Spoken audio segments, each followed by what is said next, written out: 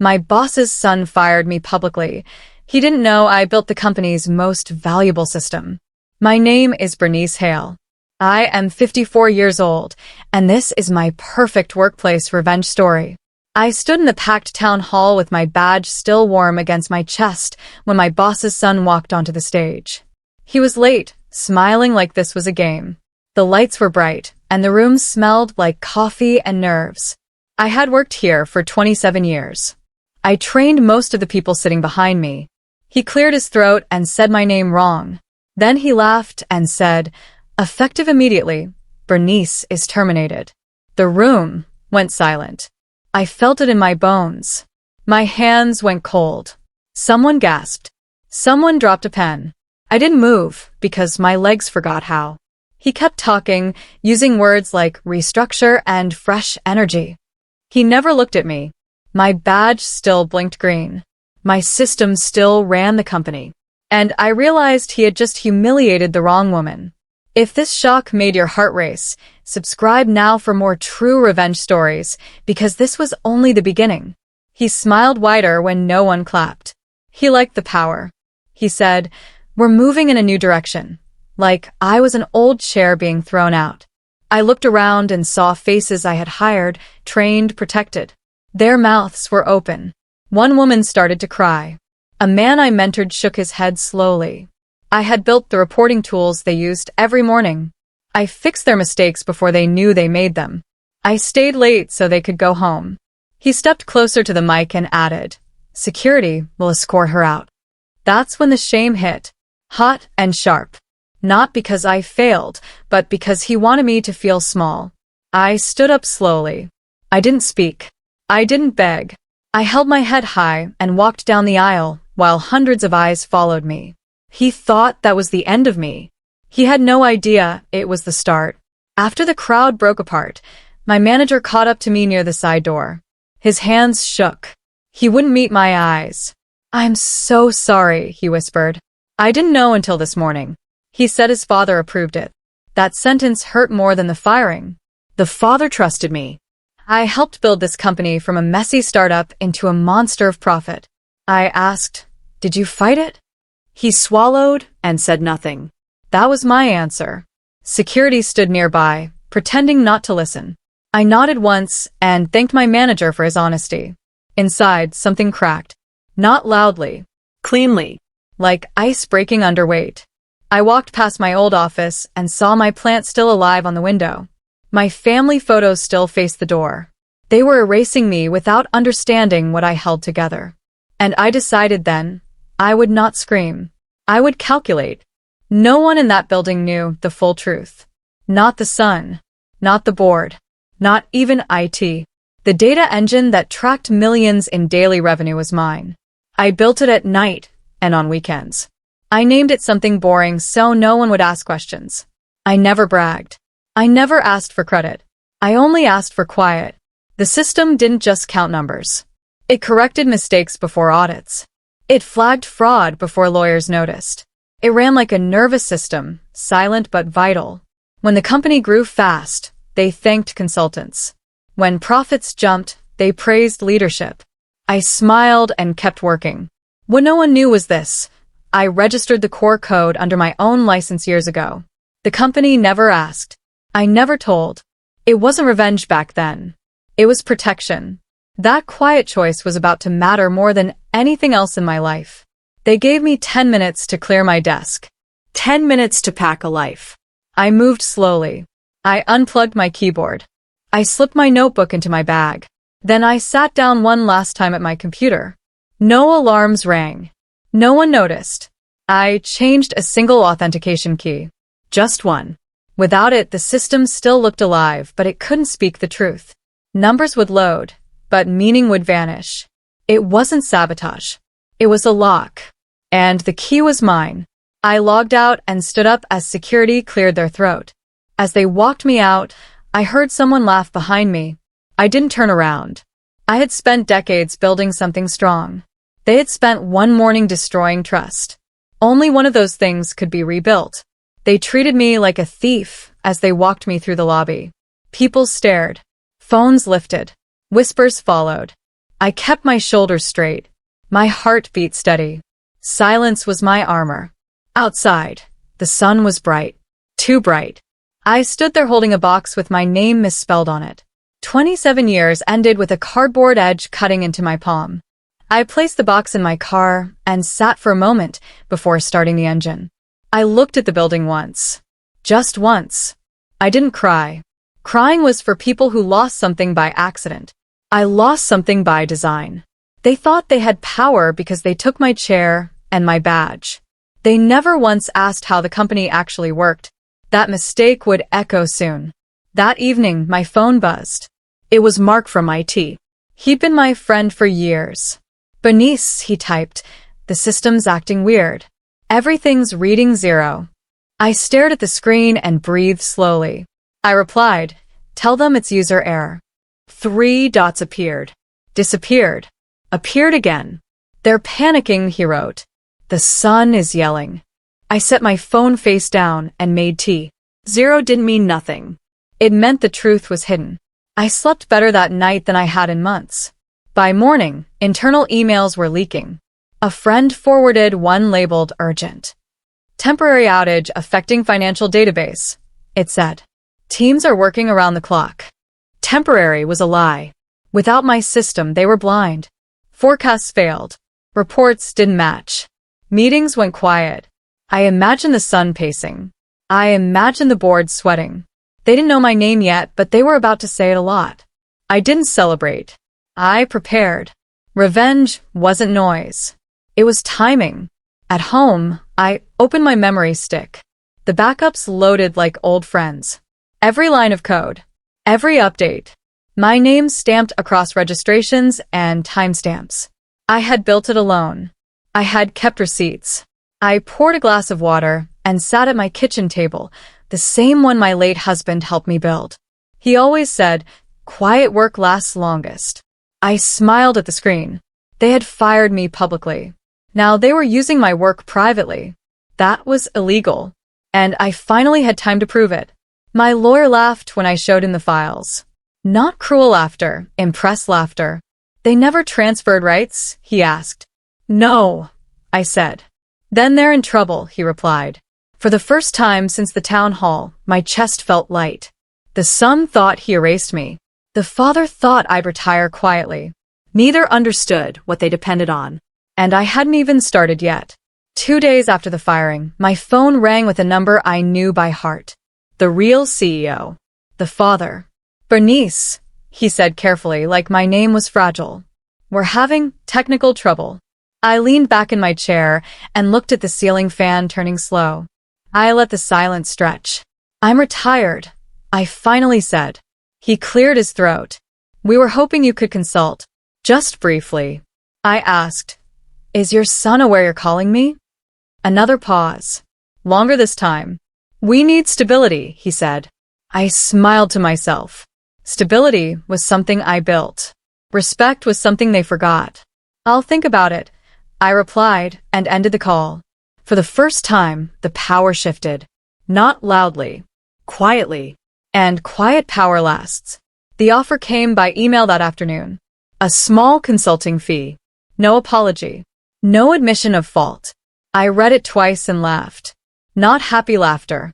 The kind that comes when someone underestimates you again. I replied with one sentence.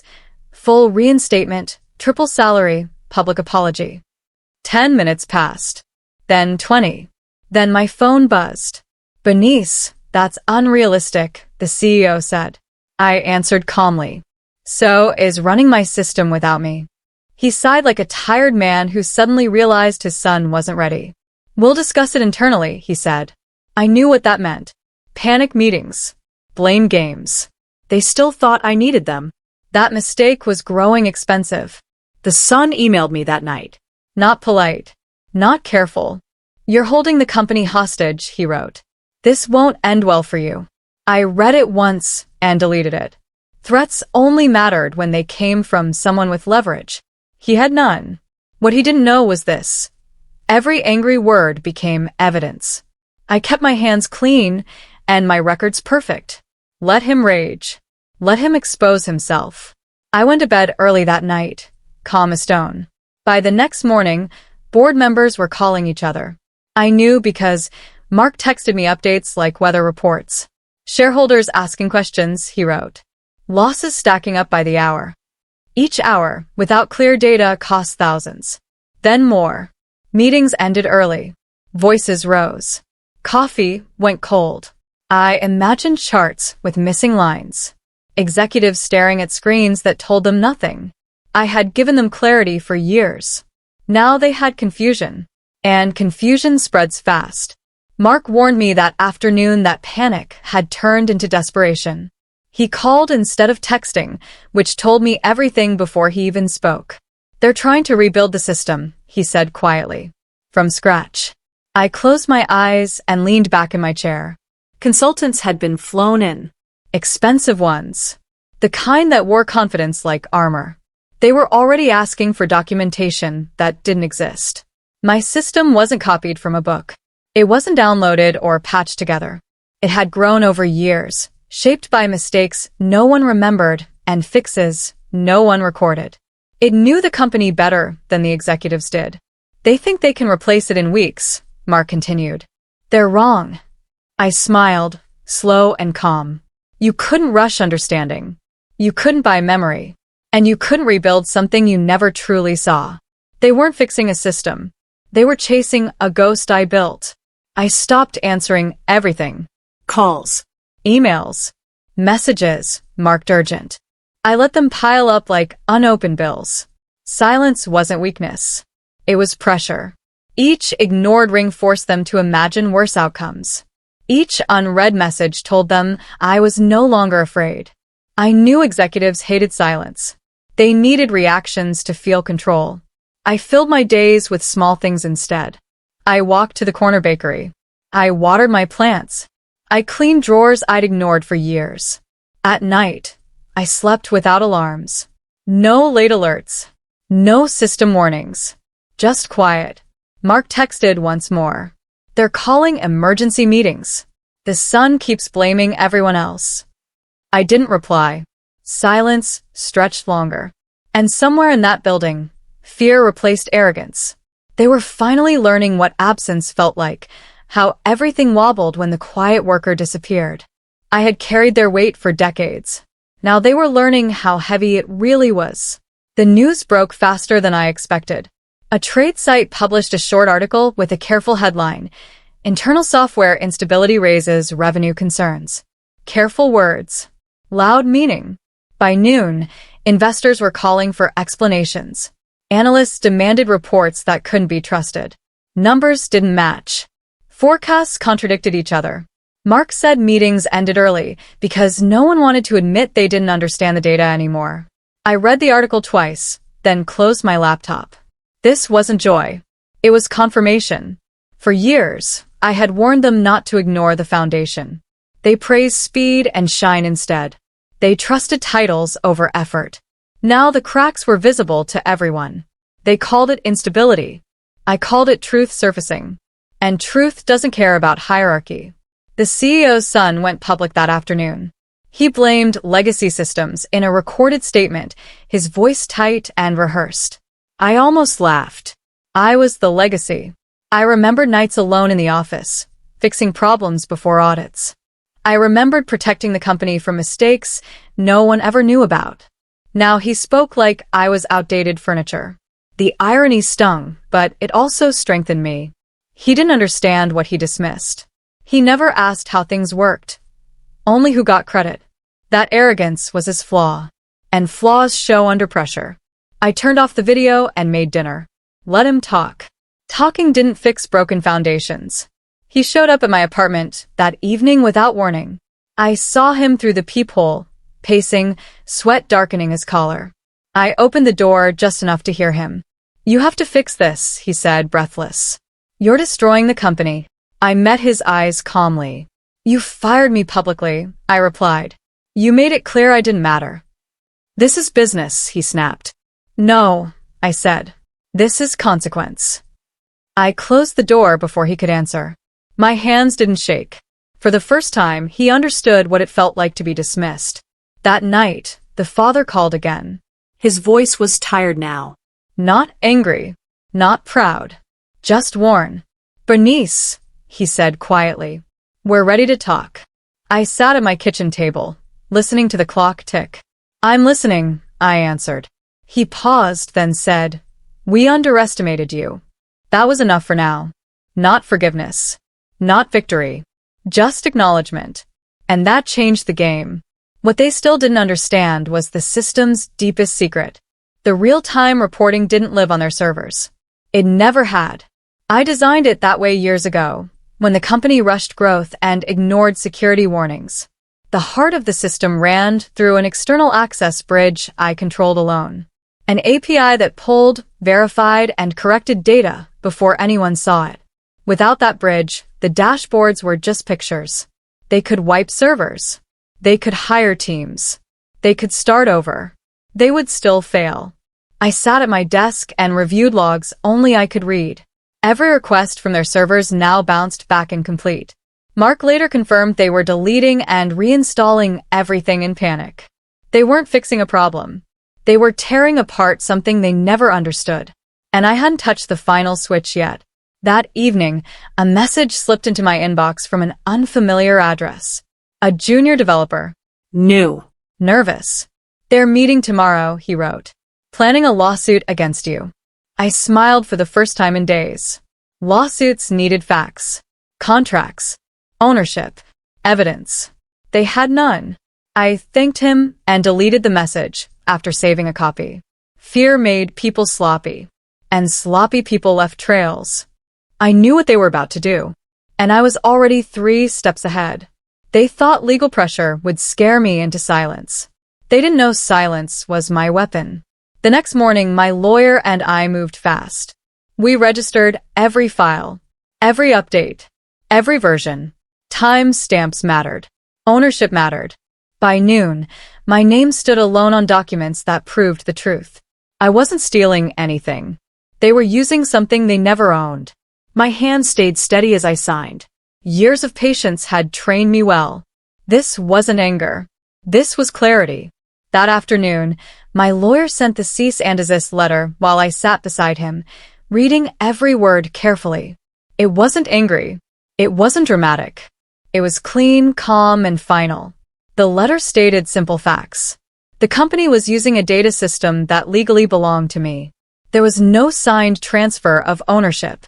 No licensing agreement. No permission. It warned them that continued use violated federal law. It gave them a short window to respond before further action would be taken. I imagined the email landing in their inboxes. Executives reading it twice. Legal teams scrambling. The sun pacing, still believing this could be bullied away. This wasn't revenge yet. This was the line being drawn.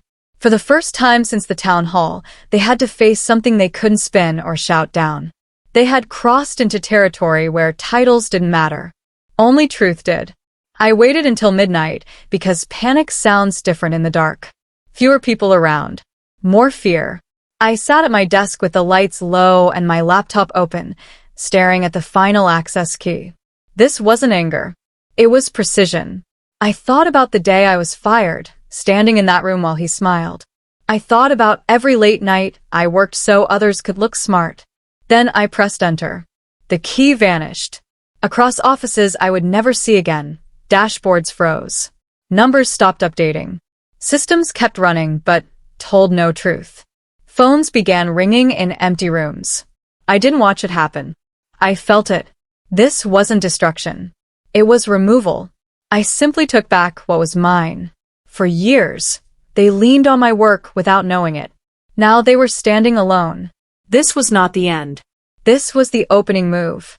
By morning, the news moved faster than the company could. An industry site posted a short alert about a sudden analytics blackout following a controversial termination. The words were polite. The meaning was not. Mark texted me updates like clockwork. Meetings canceled. Executives shouting. Emergency calls with investors. Every hour without answers burned money. I made coffee and read the article twice. They called it a technical failure. They avoided my name. But the silence around it said everything. For the first time, the story wasn't about leadership or growth. It was about loss. And losses ask questions. I closed my laptop and sat by the window, watching the morning light fill the room. I wasn't celebrating. I was waiting. The father flew back from vacation that afternoon. Mark said his suitcase hadn't even made it to the hotel room. There was an emergency board meeting. The son wasn't invited. That detail mattered more than anything else. Power shifts show in small decisions. I imagine the room. Tight faces, tired eyes, voices lowered. The absence of confidence. They were no longer deciding how to move forward. They were deciding who failed. I made popcorn and turned off my phone. For years, I sat in rooms where decisions were made about me. Now decisions were being made because of me. That balance felt right. I didn't want them ruined. I wanted them honest. And honesty hurts when it arrives late. The call finally came just after sunset. The father's voice was calm but thin, like paper stretched too far. "Bernice," he said, "we're ready to meet your terms." I listened. I let him list them. Reinstatement. Salary. Benefits. Consulting control. When he finished, I added one more thing. "Your son apologizes publicly," I said. Live. In his own words. Silence filled the line. "That may be difficult," he replied. "So was firing me in front of hundreds," I answered. He didn't argue. He knew. If you're still holding your breath right now, subscribe for more true revenge stories, because this part always separates regret from justice. He agreed. And that sealed it. The live stream went live the next morning. Employees gathered. Investors watched. Phones recorded. The son stood stiff at the podium. His face was pale. His hands shook. He read the statement slowly. He admitted his mistake. He named my work. He said the company could not function without it.